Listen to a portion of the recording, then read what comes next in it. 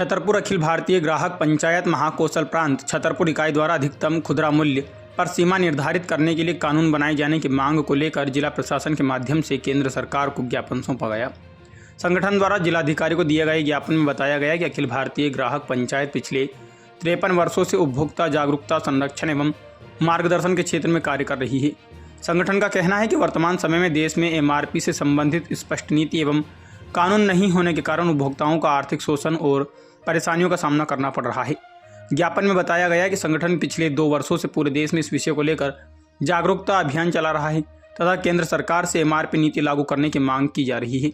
इसी क्रम में प्रधानमंत्री, वित्त मंत्री, वाणिज्य एवं उद्योग मंत्री तथा उपभोक्ता मामलों के मंत्री को संबोधित ज्ञापन भी भेजा गया है। संगठन ने मांग की है कि उपभोक्ताओं के हितों की रक्षा के लिए एमआरपी एवं नियंत्रण एवं सीमा तय करने हेतु प्रभावी कानून बनाया जाए, जिससे बाजार में उपभोक्ताओं का शोषण रोका जा सके।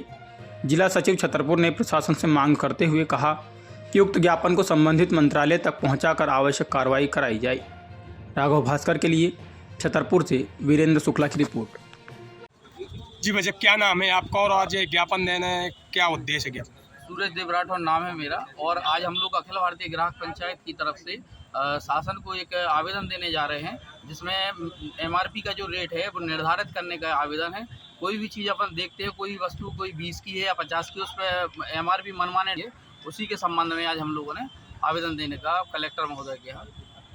क्या चाहते हैं आप? हम लोग चाहते हैं जो भी लागत मूल्य है उसको निर्धारण सरकार के द्वारा करके ही एमआरपी डाली जाए, जिससे गरीबों के साथ लूट ना हो सके। इसका दोषी किसको मानते हैं आप? इसका दोषी हम सरकार को ही मानते हैं, क्योंकि सरकार के माध्यम से ही ये लोग एमआरपी का निर्धारण नहीं कर पा रहे हैं।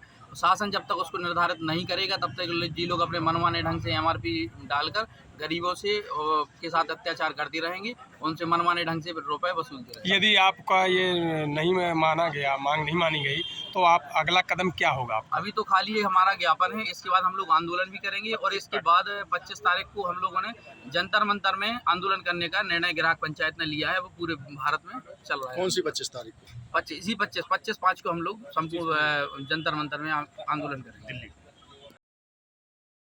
जी भैया, क्या नाम है आपका और क्या आज ज्ञापन देने का उद्देश्य क्या है? मेरा नाम राजेंद्र गुप्ता है। अखिल भारतीय ग्राहक पंचायत में जिला कोषाध्यक्ष का मेरा दायित्व है।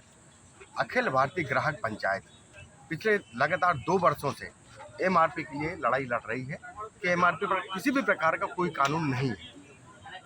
एमआरपी के नाम पर कंपनी को छूट दी जा रही है कि आप अपने नाम से, अपने हिसाब से आप एमआरपी डाल दीजिए। आज तक कभी भी किसी कंपनी को ये भी नहीं कहा गया है कि आपका मानक क्या है, आपकी लागत क्या है, किस हिसाब से आपको रेट निर्धारित करना है।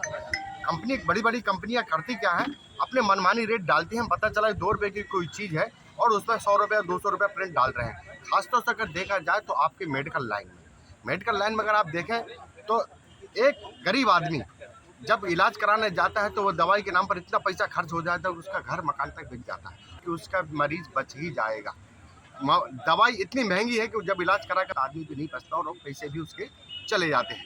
तो हमारे सिर्फ आप इसमें देखिए, कृषि विभाग में देखिए, कृषि क्षेत्र में देख लीजिए, जो बीज 500 रुपये किलो या 400 रुपये किलो पड़ता है वो किलो बिक रहा है। किसान करेगा क्या, कैसे बोएगा, कैसे खेती बाड़ी करेगा? अगर जब किसान को महंगा मिले, किसान महंगा बेचेगा तो महंगाई ऑटोमेटिक बढ़ेगी। हमारा उद्देश्य यह है कि जो हथियार कंपनियों को दिए गए हैं एमआरपी के नाम पर, वो हथियार नहीं देना चाहिए। इसके लिए अभी तक आप क्या क्या कर चुके हैं? कहाँ तक?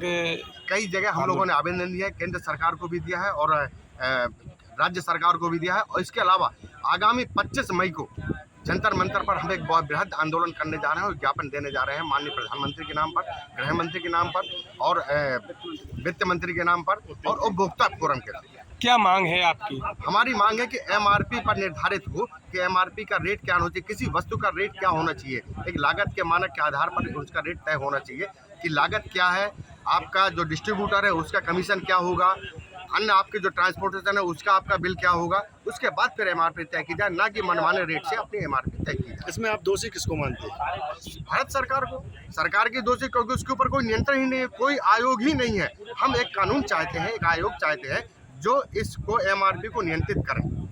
जी हमारी मांग है कि एक आयोग होना चाहिए, एमआरपी नियंत्रित आयोग। जाती है उसके लिए कानून की मांग कर रहे हैं।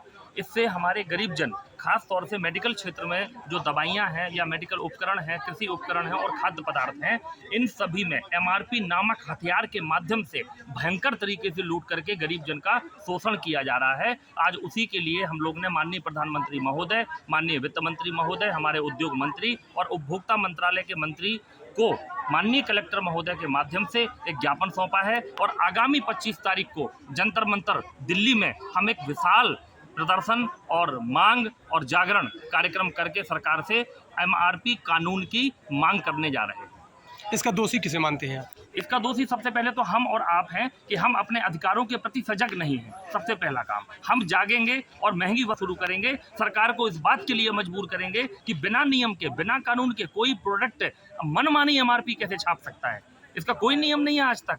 जबकि किसान का अगर कोई प्रोडक्ट है, गेहूं है, चावल है, धान है, कुछ भी है, उस पर सरकार नियंत्रण करती है, तो क्या दवाइयों पर या लग्जरी आइटम्स पर या अन्य सुविधाओं पर सरकार का नियंत्रण नहीं होना चाहिए? कानून नहीं होना चाहिए? मनमाने तरीके से 100 गुना एमआरपी, 200 गुना एमआरपी और फिर 50% का लालच, एक के साथ एक फ्री, इन लोग ग्राहक की बजाय उपभोगी बनाना, उनको भोग की आदत। मेडिकल क्षेत्र में ये ज़्यादा देखा गया है और उसमें डॉक्टरों का कमीशन भी रहता है। मेडिकल क्षेत्र में कमीशन खोरी का सबसे बड़ा कारण ही एमआरपी है। मैं ये कहता हूं कि अगर 1 रुपए की वस्तु है तो उस पर 100 रुपए की एमआरपी किस आधार पर, किस नियम पर डाली जा रही है? वो इसलिए डाली जा रही है कि 90 रुपए कमीशन में बांटा जाएगा और 1 रुपए का 10 रुपए मिलेगा कंपनी को। उस कंपनी को जो पैसा मिलता है उसके आधार पर वो समस्त कमीशन खोरों को, डॉक्टरों को बड़े बड़े जो उपहार है, बड़ी बड़ी जो टूर है विदेश घूमने की, वो उपलब्ध कराती है, जिसके माध्यम से ग्राहक का शोषण और अधिक हो जाता है। मेरा नाम शैलेंद्र मिश्रा है, अखिल भारतीय ग्राहक